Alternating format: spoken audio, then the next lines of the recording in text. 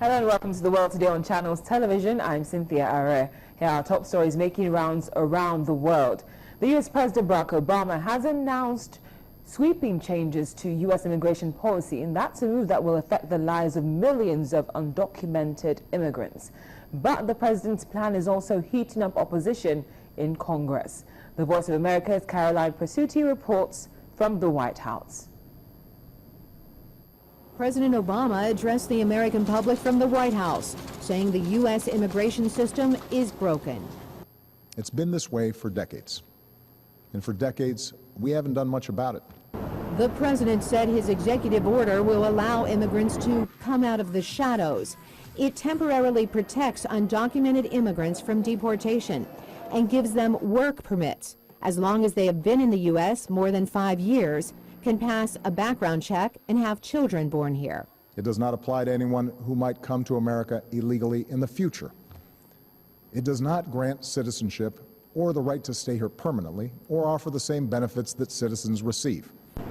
The priorities for deportation will now be terrorists, gang members, violent criminals, and recent arrivals. His plan expands the Deferred Action for Childhood Arrivals, known as DACA, by shielding people from deportation for 3 years, providing they arrived before 2010 and enrolled in school, regardless of their current age. Are we a nation that educates the world's best and brightest in our universities only to send them home to create businesses in countries that compete against us? Or are we a nation that encourages them to stay and create jobs here? With more than 11 million undocumented immigrants in this country, the president's orders will affect about 5 million. President Obama. Republicans are bitterly fighting the plan, saying the president should not act alone. Leaders Mitch McConnell in the Senate and John Boehner in the House. The president had said before that he's not king and he's not an emperor, but he's sure acting like one. But make no mistake,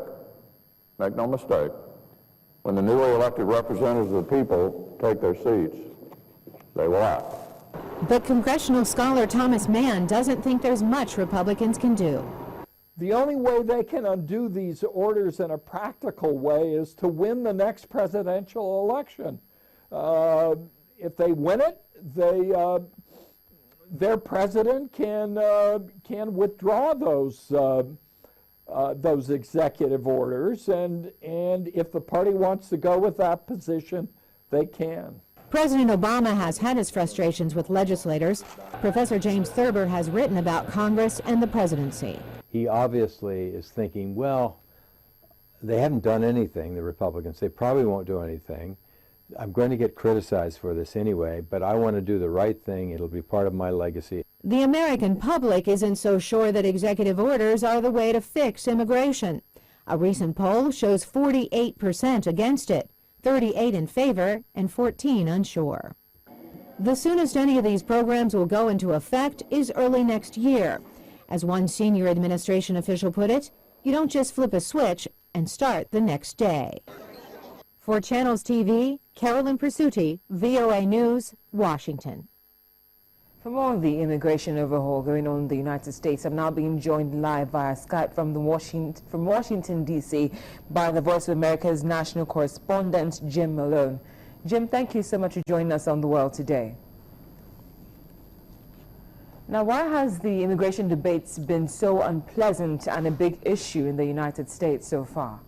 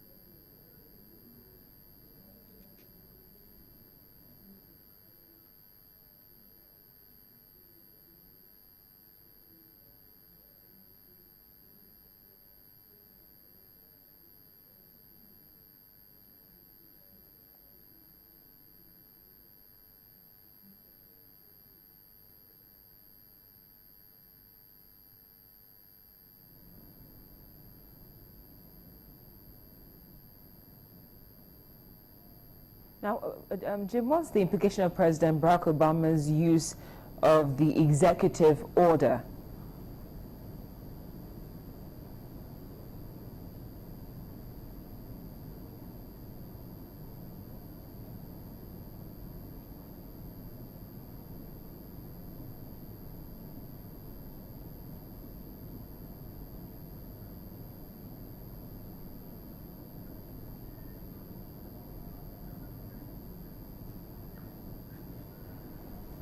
Well, we do apologize. We seem to be having some technical issues concerning the audio. We're speaking to the VOA's national correspondent, Jim Malone. He was telling us more about the immigration overhaul by President Barack Obama. We'll try to reconnect with him as we go on in the show, but we're still talking now concerning the Islamic State group known as ISIS. And the groups connected with it are believed to have killed thousands of civilians in Iraq and Syria, as well as having executed hundreds of Syrian and Iraqi security forces. To a layperson, this would seem like a clear-cut case of genocide. But is it genocide under international law? And if so, what can or should be done about it? Well, the Voice of America's Sharon Ben takes a look at those questions. In 2014 alone, the United Nations says Islamic State militants systematically killed and injured more than 24,000 civilians, enslaved women, recruited children, and conducted a brutal campaign of violence across Syria and Iraq. Horrific online images of beheadings, crucifixions, and mass executions of soldiers, as well as reports of torture, are testimony to the group's code of terror. Earlier this year, the Sunni extremist group targeted ethnic Iraqi Yazidis, killing the men and publicly defending the enslavement of the women. But they have also targeted other Muslims, especially Shia. UN Human Rights Commissioner Zaid Ra'ad al-Hussein says the Islamic State is out to destroy anyone who does not agree with them. The UN says the actions of the Islamic State have met 3 out of the 5 criteria that define genocide under the International Genocide Convention. U.S. Undersecretary of State Richard Stengel says the group is ruthless. They are a genocidal organization, I would say, in the sense that they are determined to wipe out whole groups of people indiscriminately, innocent people. So their ideology, I believe, is genocidal, and what they're doing is just despicable in every way. The Genocide Convention says anyone guilty of the crime shall be punished, but it speaks primarily of legal action. Where the Islamic State is concerned, an international coalition has been conducting airstrikes against the group since August and is supporting Iraqi and Kurdish forces battling the extremists on the ground. The question now is whether that will be enough, says Daniel Surwer of the Johns Hopkins School of Advanced International Studies. What we're doing now, it seems to me, has had a certain effectiveness in blocking the expansion of the Islamic State. It's protected some populations that would otherwise have been at risk. But it's doing nothing yet to really collapse the Islamic State. We may be degrading it, but we're not defeating it. Meanwhile, Islamic State militants have captured large areas of Syria and Iraq, declaring the region a caliphate that all other Muslims should follow. I'll call him a cat with 9 lives or a man with immense luck, and you wouldn't be wrong. Israeli security forces have arrested 4 Palestinians over an alleged plot to kill Israel's foreign minister with a rocket-propelled grenade, also known as RPG.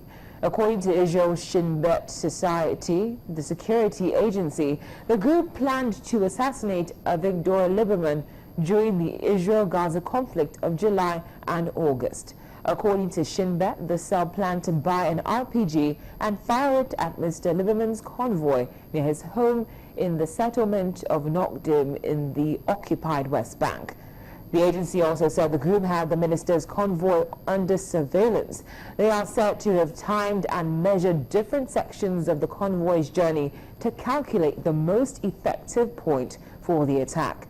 Shin Bet said 3 of the suspected men came from the West Bank of Harmala, about 2.5 kilometers from Nokdim. And one of the suspects, that's Ibrahim Salim Mahmoud Al-Zir, allegedly masterminded the plot and recruited his brother Ziad Adnan Amin Mahmoud Sabi and another Hamas member, Youssef Ibrahim Youssef al-Sheikh, from the Bethlehem area. Well, things seem to be looking a lot better than we speculated on yesterday's program as regards the snowstorm in the United States, which appears to be subsiding. However, there is a but, as forecasters say, there is now a threat of flooding from rain at the weekend as the snow melts. Officials in New York State are worried buildings may collapse when the rain arrives because it initially will add to the weight of snow lying on roofs. The state remains paralyzed by historic levels of snowfall. The city of Buffalo was estimated to have received as much snow in 3 days as it normally gets in a whole year. The storms have been blamed for at least 10 deaths in western New York, mostly from exposure and heart attacks. Some of those who died were shoveling snow when they ended up losing their lives.